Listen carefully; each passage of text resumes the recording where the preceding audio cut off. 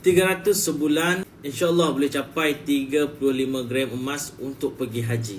Sebelum tu save dulu video ini untuk rujukan tuan-puan. Ini adalah kiraan sebenar. Kalau tuan-puan simpan 300 sebulan dalam bentuk emas, tahun pertama kita akan dapat lebih kurang 5 gram emas. Tahun kedua hampir 10 gram. Tahun demi tahun gram makin kecil sebab harga naik, tapi jumlah tetap bertambah.